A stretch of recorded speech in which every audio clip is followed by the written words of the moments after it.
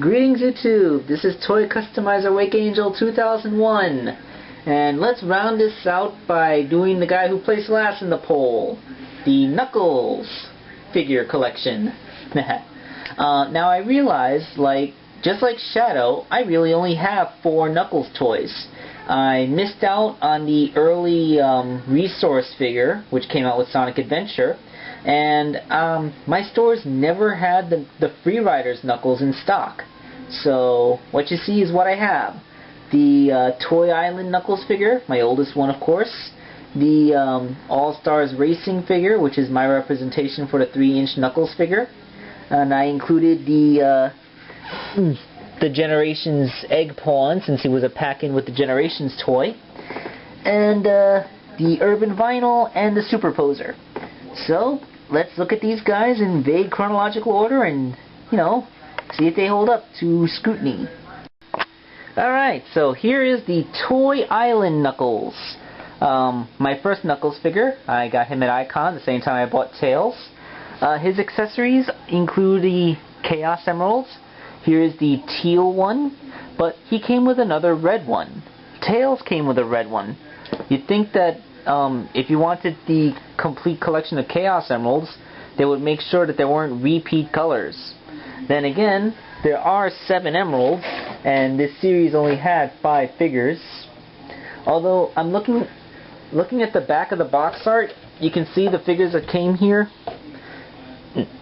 which included Big, Eggman, Sonic, Knuckles, and Tails.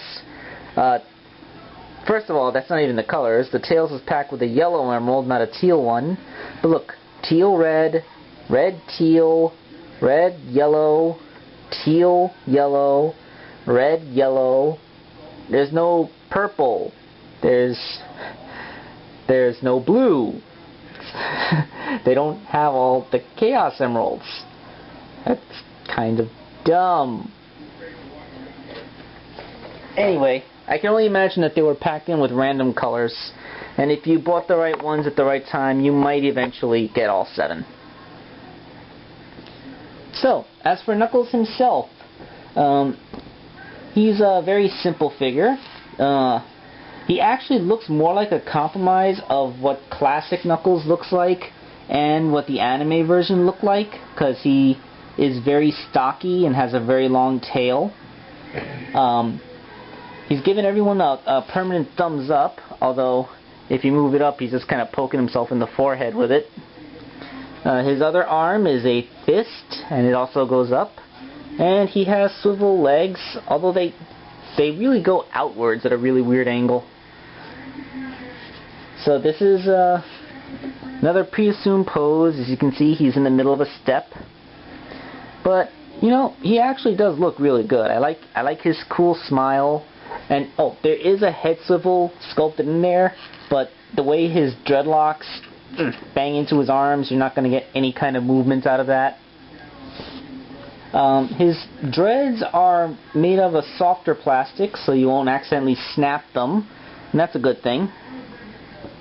But, yeah, the first Knuckles figure that I owned was very basic, and if you could ignore the fact that his eyes are purple, then he could very much almost pass for a classic figure.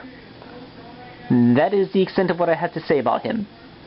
So let's move on to the next one. I know I should probably be doing the 3-inch figure next, but I just had to talk about this. The Knuckles Juvie... Well, for God's sake, just take a look at it. What the hell went wrong at Jazzware's molding factory? I mean, this is stupid. His face should be here. Instead, it's down here. His face has been printed on his chin. This isn't even a case where you have him on a shelf above you and you're looking at him at this angle, because you can literally only see his face from directly below. How do you mess up that bad?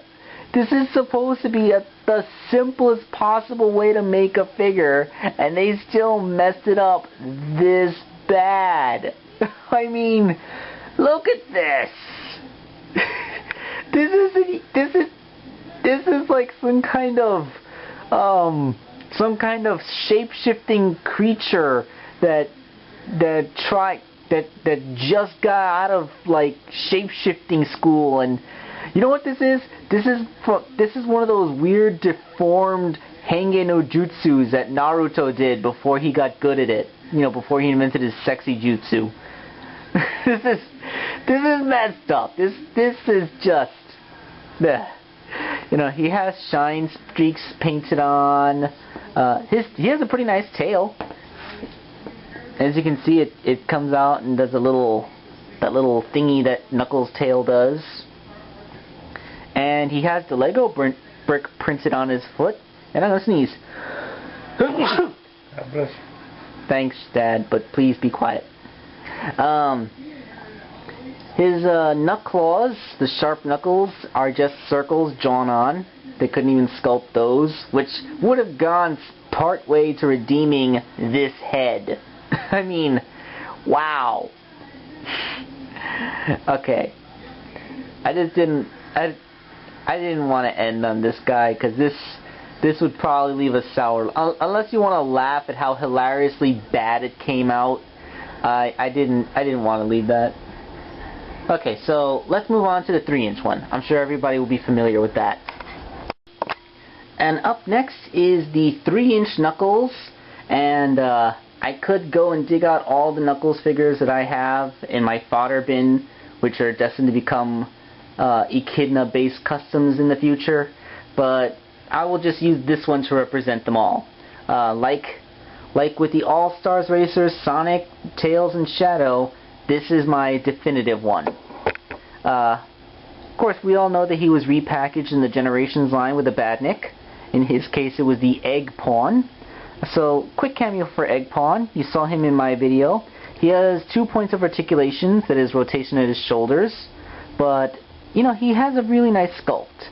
Maybe he could use a few more details on his paint, but he's really one of my favorite Badniks. I think he ranks second place for me, right after the Egg Robos that came packed with the classic Dr. Robotnik.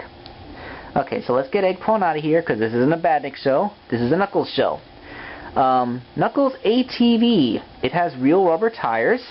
It rolls really well, although there is a little bit more friction on the wheels, so it's not as fast as Sonic's car, but it does roll, and it is stable, of course, because it has 4 wheels.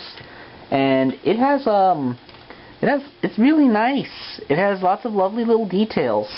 Knuckles can grip the steering handlebars, and they do move. They're on an articulated piece.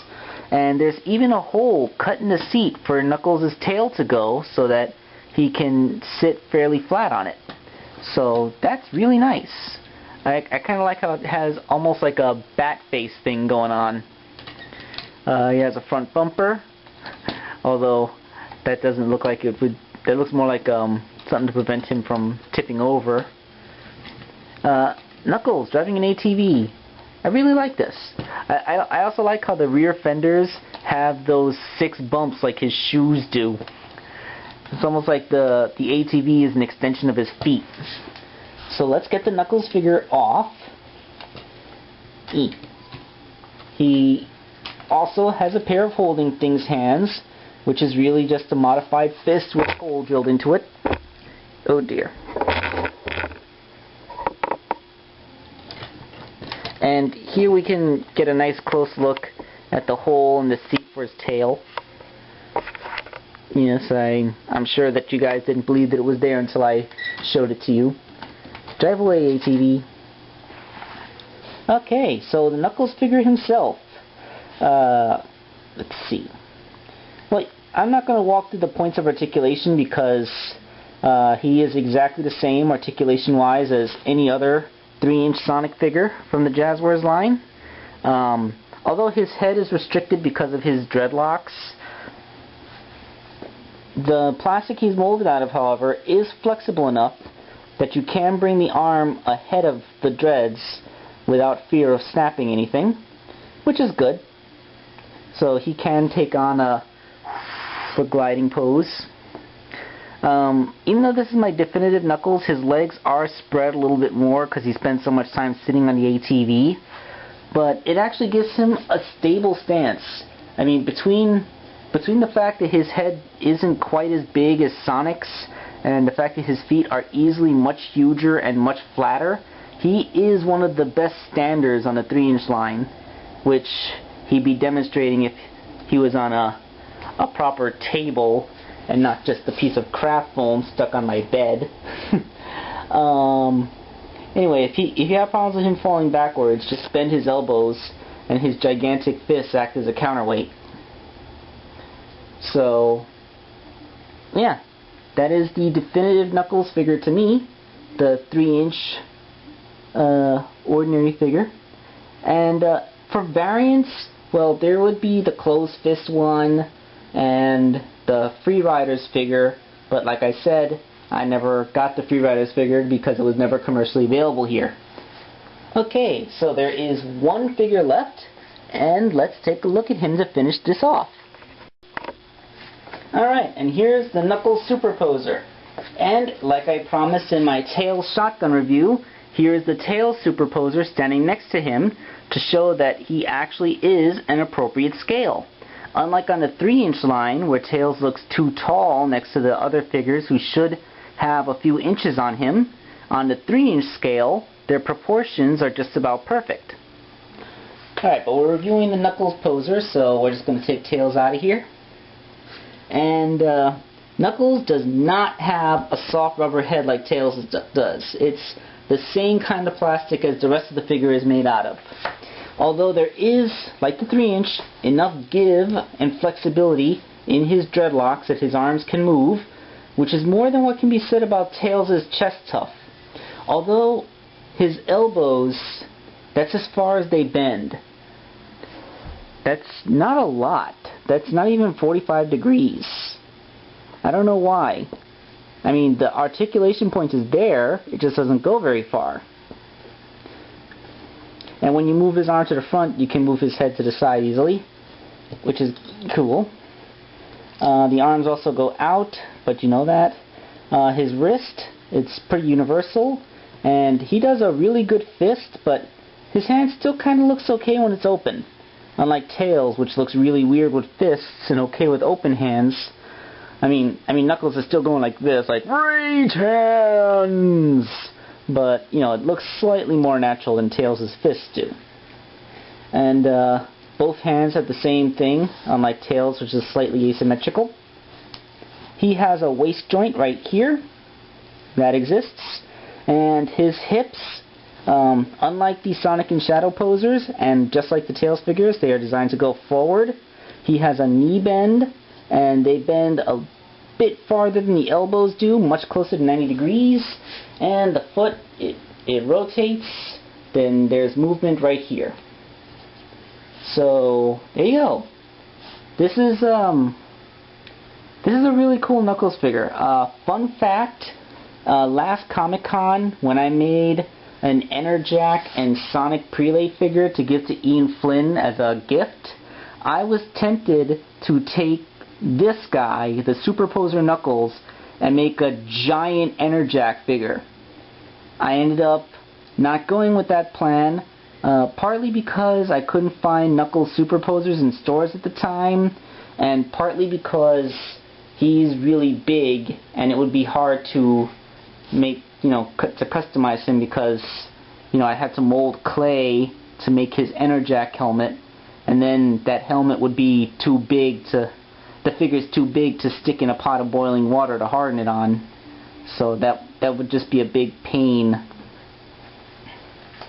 But the Knuckles Superposer is a really cool figure, and I really like him. He is a very stable stander thanks to the big flat feet, but that wasn't a problem with any of the Superposers really, because they all have big flat feet. And really, I think his only real flaw is that he is big, and not a lot of collectors have space to fit him anywhere. I mean, I know there are probably some You know what? There are probably tons of people out there that have shelf space dedicated to huge figures just like this and have dozens of them lining their walls. And if you do, you're awesome. Unfortunately, I don't. So, as much as I love the Superposer line, and as cool as I think they are, and as much as I can recommend them because they're just great figures, you know, the size is just prohibitive to me because of limited storage space. And that's a shame. However, if you have the space on your shelf, I would highly recommend the Knuckles Superposer. Is he better than the Tail Superposer? I'd say he's about equal to the Tail Superposer. If you can only have one, you have to pick your favorite character, because in terms of engineering, there really isn't any objective way to decide which one is better than the other, unless it's just you preferring the character. I can, however, say that it's most likely better than the Sonic Superposer, because the Sonic Superposer has those messed up hips that go outwards instead of forwards.